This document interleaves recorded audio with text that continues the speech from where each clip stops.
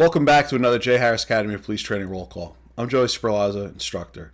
Today we're going to be discussing an important case that discusses motor vehicle stops, searches of motor vehicles, as well as officer safety concerns that are addressed. This is a United States District Court of Appeals Third Circuit presidential opinion. This is the United States versus DeAndre Jackson and Quintel Martins, our appellants. This is November 6, 2024, and our Third Circuit includes Delaware, New Jersey, the Eastern, Middle, and Western districts out of Pennsylvania.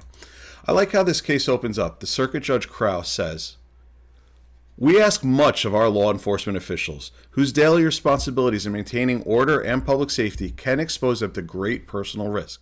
So, while the Fourth Amendment bars police officers from taking unnecessary or excessively intrusive measures in conducting investigative stops, it allows them to take reasonable safety precautions commensurate with the danger that they confront.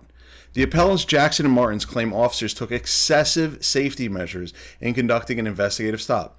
In the circumstance of the stop, in which an officer found himself alone in a dark corner of a high-crime neighborhood with three individuals he reasonably suspected were driving a stolen vehicle and attempted to evade him in the early hours of the morning, the precautions taken by that officer and those who immediately joined him at the scene were reasonable measures to ensure the suspects did not possess dangerous weapons and would not otherwise jeopardize their safety." So here are the facts of the case. About 1:10 in the morning, the officer is driving on patrol, and he observes a vehicle that has multiple minor equipment violations. It had a broken taillight, a damaged Massachusetts license plate, a scratched registration tag. He entered the information into the police database, and what came back is that the plate did not match the car that was there in front of him. Because it didn't match, as well as with the equipment violations, he initiates a motor vehicle stop. They're driving in a 15-mile-an-hour zone. As he initiates the stop, the suspect took off. He accelerated more than double the speed limit to the point where the officer was unable to safely pursue him. He broke it off. Officer continues on patrol. As he's on patrol, he later sees that same vehicle at about 1:50 a.m., 40 minutes after the initial attempted stop. He conducts a U-turn to try to get behind the vehicle. That vehicle notices him. They duck off into an abandoned warehouse or a closed business, and officer is able to see where they go, and he blocks them in. He blocks their egress from that location. He conducts what's called a felony stop in Pennsylvania. Here in New Jersey, we really refer to them as more of a high risk or a highly dangerous stop, not necessarily a felony stop. But he sees that there's three occupants inside of that vehicle. He believed that this vehicle is stolen. He believed that these individuals inside were a potential risk to him. So he initiates this stop, and he gets out of the car, and he orders the three occupants out at gunpoint. He's joined within a minute or two by his partners who help him with backup. They are able to safely detain all of the occupants. So Jackson, one of our appellants, he's handcuffed by one of the backup officers, Deputy Baker. He did a sweep of his belt line for any sharp objects or dangerous weapons, and he felt a hard metal object in his right pocket. When he asked about the object, he stated that it was a gun magazine. And then he also further stated that there was a gun in the rear cup holder of the vehicle. He also admitted that he did not have a concealed carry permit. Deputy Baker returned to the car to remove the gun and clear its chamber, about 3 minutes after the stop began. He noticed a fresh marijuana scent in the back seat. He alerted his colleagues, and the officer searched the vehicle for evidence of illicit drug use. They noticed that the smell was more potent towards the back of the vehicle. They did not find anything inside of the passenger compartment of the vehicle. They then went into the trunk, where they found a bag containing small vials, a scale, latex gloves, and a mason jar containing marijuana residue. They also found a second firearm, as well as several articles of clothing, including multiple ski masks and bandanas, which matched the clothing worn by several men who had recently perpetrated in a series of armed robberies. Finally, the officers removed multiple cell phones from the vehicle, which would later reveal the additional evidence connecting the men to the string of robberies. Even though we here in New Jersey have marijuana now legal, we just want to remind people that when we read these cases related to marijuana or any of our previous, what we're focusing on is the probable cause that was established. Here it was the smell of marijuana that established probable cause, but it could have been anything else that establishes probable cause to conduct the vehicle search. In total, this investigative stop lasted about 9 minutes. After the search, the officers arrested Jackson, Martins, and Winfield. Our defendants were indicted on various charges in the Third Circuit Court, Eastern District of Pennsylvania. Jackson and Martins both filed motions to suppress the physical evidence that the officers recovered from the vehicle. Jackson argued that the officers' investigative stop amounted to an arrest that was not supported by probable cause. The stop was unreasonably prolonged beyond the time necessary for a valid stop. The search of the vehicle's trunk was not supported by probable cause. And Martins argued that he was arrested without probable cause, and the officers did not have probable cause to search the vehicle's trunk. In response, the government argued that the officers' measures were justified by reasonable safety concerns.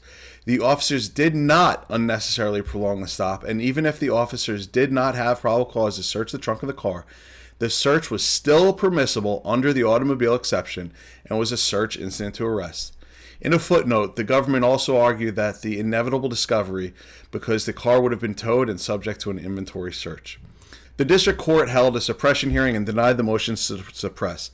Jackson and Martins both entered guilty pleas and were duly sentenced.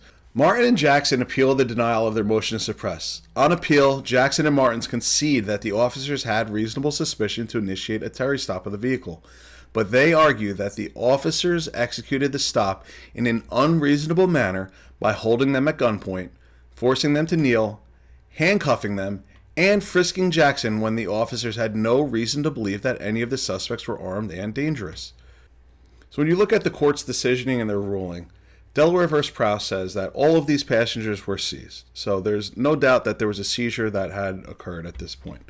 Regarding the actual investigative stop, a Terry stop has to be supported by reasonable suspicion at its inception, but it may nonetheless violate the Fourth Amendment if it is excessively intrusive in its scope and manner of execution. In other words, when we do a normal motor vehicle stop, we don't order people out at gunpoint. So this is beyond the normal motor vehicle stop. The appellants argue that the officers executed the investigative stop in an unreasonable and excessively intrusive manner by holding them at gunpoint, forcing them to kneel, handcuffing them, and frisking Jackson when the officers knew only that the vehicle had a broken taillight and expired Massachusetts registration that was not associated with a particular car, and they had no reason to believe that the individuals were armed and dangerous. But this account of the stop largely ignores the fraught context surrounding Officer McCauley's decision to conduct a felony stop, and it fails to consider the totality of the circumstances that the officers were facing. The Supreme Court has long recognized that the roadside encounters between police and suspects are especially hazardous. Michigan v. Long, 1983. An officer who approaches a suspicious vehicle has no way of knowing who or what he will find behind the wheel and necessarily exposes himself to a danger of attack. United States v. Moorfield, 1997. That danger is likely to be greater when there are passengers in addition to the driver in a stopped car. Maryland v. Wilson, 1997. Our Constitution does not require officers to turn a blind eye to this inherent danger and uncertainty. Rather, an officer conducting an investigative stop may take necessary measures to assure himself that the person with whom he is dealing is not armed with a weapon that could unexpectedly and fatally be used against him. United States v. Johnson, 2010.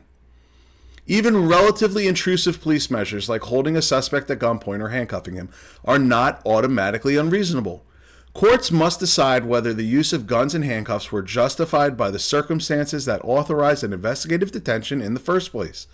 Similarly, a police officer conducting an investigative traffic stop may conduct a reasonable search for weapons for his or her own protection without violating the Fourth Amendment.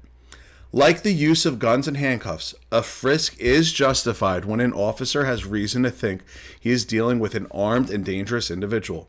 The touchstone of this inquiry is the overall reasonableness of the officer's conduct in light of all the circumstances.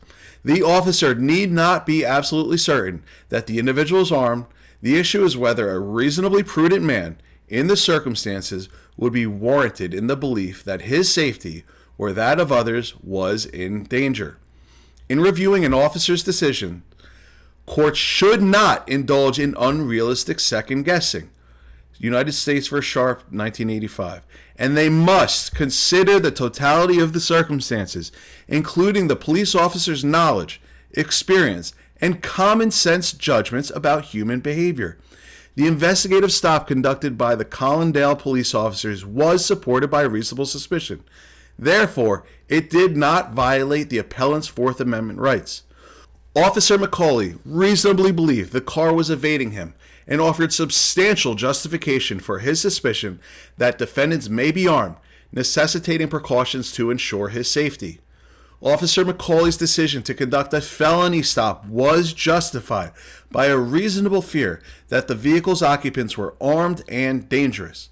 Officers McCauley's reasonably believe he was pursuing a stolen vehicle, not only because the car had an expired registration and a mismatched tag, but also because of the evasive maneuvers that the driver took when Officer McCauley pulled behind him in a fully marked police car. Officer McCauley's investigative stop gave him ample additional reasons to fear for his safety.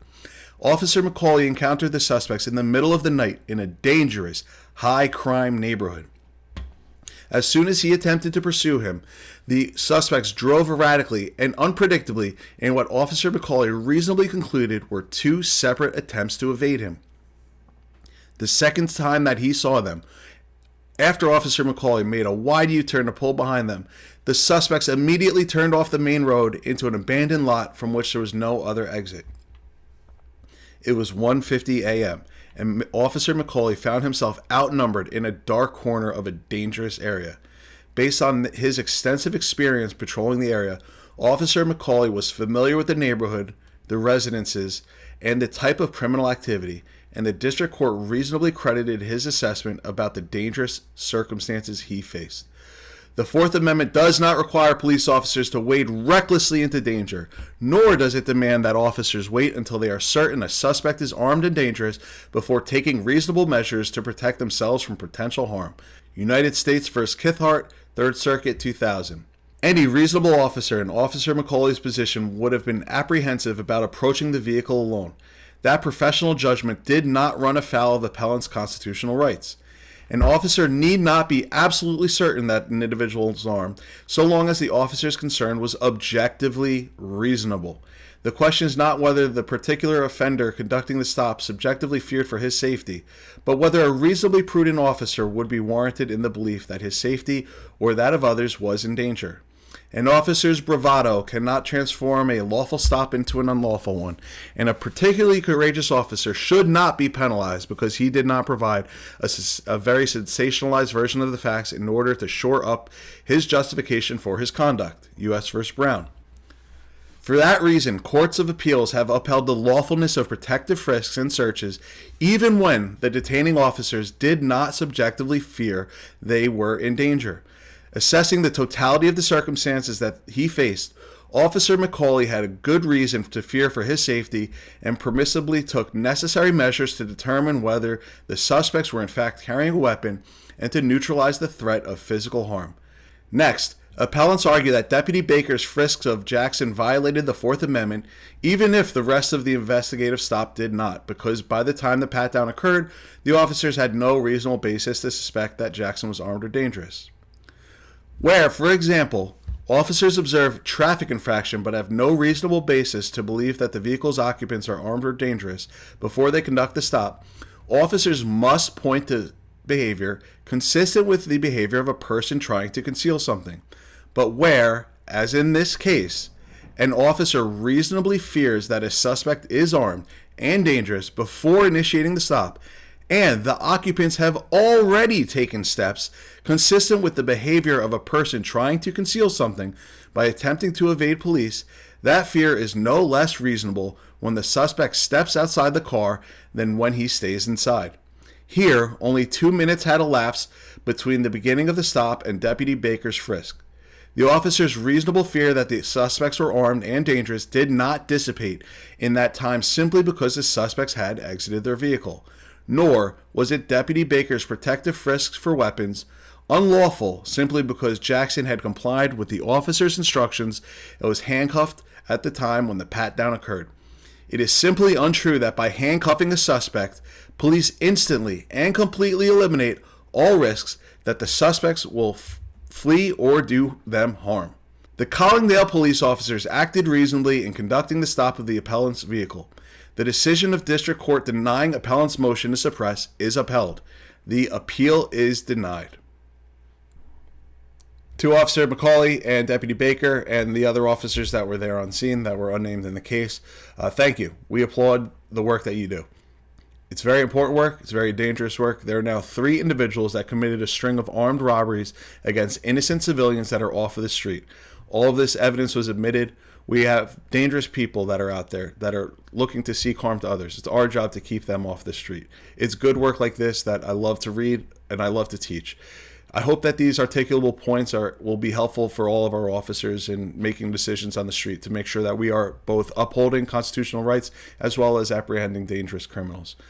I hope that this helped. If you have questions about this case or if you'd like to see us discuss a specific case or topic, please drop us comments below.